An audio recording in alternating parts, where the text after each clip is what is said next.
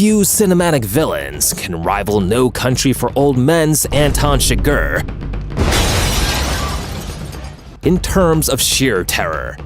A hulking monster, armed with a pneumatic cattle gun, Chigurh stalks the Texas landscape, laying waste to everyone and everything in his path.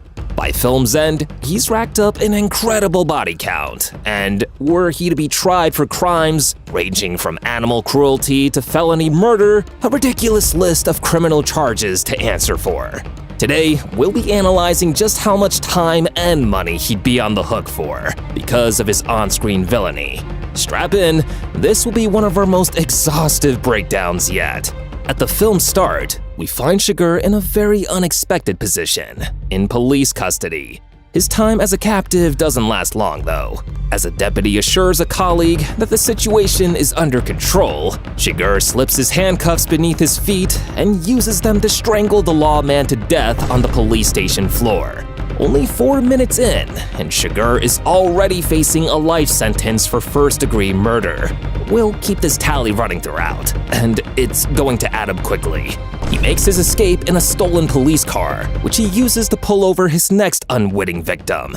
As he asks a confused man to step out of the vehicle, the airgun's deadly purpose becomes apparent. Chigurh uses it to punch a hole in the man's forehead, leaving him dead on the side of the road before stealing his vehicle. While Chigurh's murderous rampage gets rolling, Llewellyn Moss's hunting trip takes a dangerous turn. While scouting antelope, the Vietnam vet happens upon a Wild West shootout that's left scores of bullets and dead drug dealers littered across the desert scrubland. Quickly putting 2 and 2 together, Moss tracks the Ultimo Hombre, last man standing, to a shaded spot beneath a tree, where he finds and makes off with a satchel containing millions of dollars in cash. Safely back at home, Moss's guilt over leaving an injured drug dealer to die gets the best of him, and he returns to the scene of the crime by nightfall. Unfortunately for him, he's not the only one there, and the men he stumbles upon know he's made off with their money.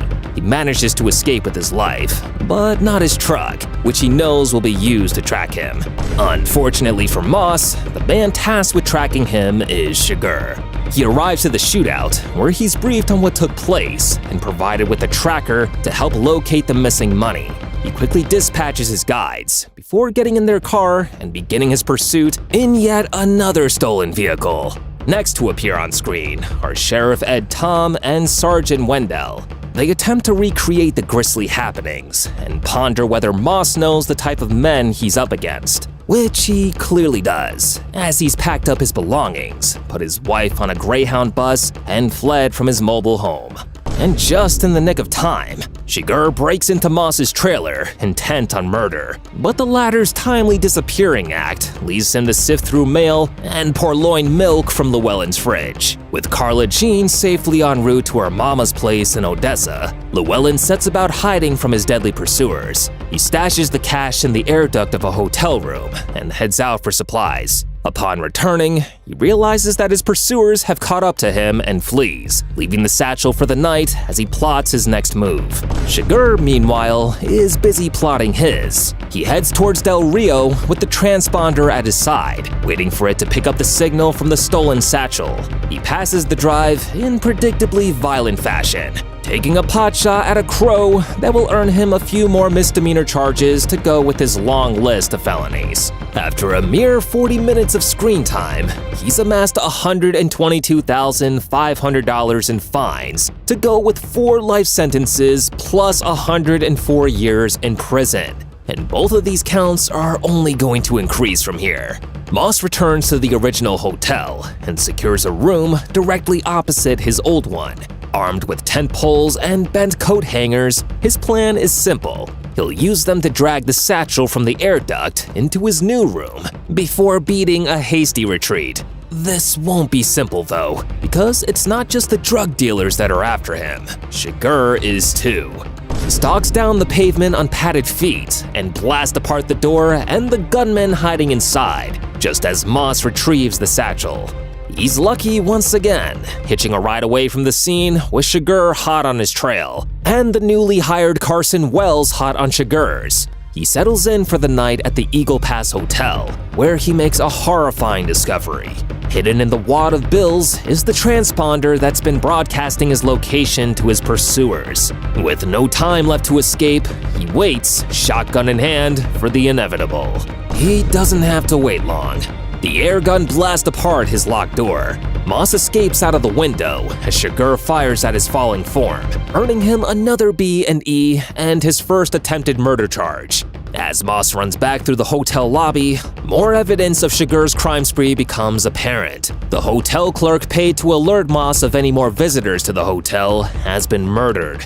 Moss attempts to hitch a ride, but Chigurh guns down the driver before again training his sights on Moss, who is once more forced to flee amid a hail of bullets. He escapes across the Mexican border, first tossing the troublesome satchel amidst a thicket of reeds. Both men have been injured in the firefight. Moss recuperates in a Mexican hospital, while Chigurh takes a more hands-on approach to treatment. He blows up a car outside a pharmacy, uses the diversion to raid the pharmacy for drugs and medical supplies, and holes up in a hotel to begin the recovery process. Carson appears at Moss's bedside and tries to convince him to hand over the satchel to save himself from Chigurh, while Ed Tom attempts to convince Carla Jean to get Llewellyn to turn to the police to save himself from certain annihilation.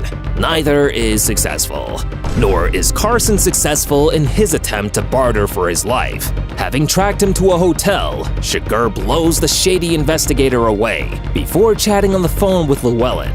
He tells Llewellyn that he cannot save himself, but if he brings the money, he'll spare his wife. Moss isn't agreeable. Chigurh takes a momentary break from harassing Llewellyn to kill the man who hired Wells to track him down, enraged that the boss would hire multiple people to track Moss when only one perfect tool, Chigurh, was needed for the job. Back on the road, he makes small talk with a chicken farmer, questioning him on airports in the area before murdering the man and stealing his truck, which he meticulously hoses down while plotting his next move.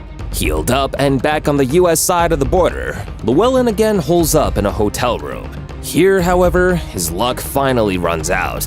Ed Tom arrives at the hotel to find Moss and a number of Mexican gunmen dead. He clears the scene, confirms Moss's identity, and after a lengthy conversation with a local sheriff, decides to make one last stop before leaving town. He returns to the scene of the crime and notices a telltale sign that Chigurh is there. The lock has been punched clean out. Ed Tom unholsters his pistol and enters the room, while Chigurh lurks in the shadows. But the tense moment passes without incident, aside from Chigurh adding another 10 years and $10,000 to his running total of felony evidence tampering. Carla Jean returns home from her grandmother's funeral, where she finds the Reaper-like Chigurh waiting for her. She attempts to reason with him, which gets her nowhere. The best he's willing to offer is a coin flip to decide her fate. He exits the house alone. She did not guess correctly. As he leaves the scene of his last murder, Chigurh is T-boned, leaving him bloodied and dazed with a bone protruding from his arm. He buys a shirt to use as a sling from two onlookers and pays extra for their silence, limping off into the distance, once again evading the law. The film ends with Ed Tom sitting at the breakfast table with his wife, an old lawman seemingly overmatched by the ferocious new breed of criminal Chigurh and his ilk epitomize. Ferocious might even be an understatement. By film's end, Chigurh has murdered 14 people, stolen numerous vehicles, and proved himself to be one of cinema's most iconic villains. Were he to be tried for his crimes, he'd be facing 15 life sentences, 176.5 years in prison, and $191,500 in fines. Does this punishment fit the crime, or should the law come down even harder on a man who kills everything that comes across his path? Let us know in the comments, and be sure to like, share, and subscribe for more detailed analysis of the big screen's biggest criminals. Failure to like, share, and subscribe is punishable by a fine of $10,000 and up to 10 years in prison.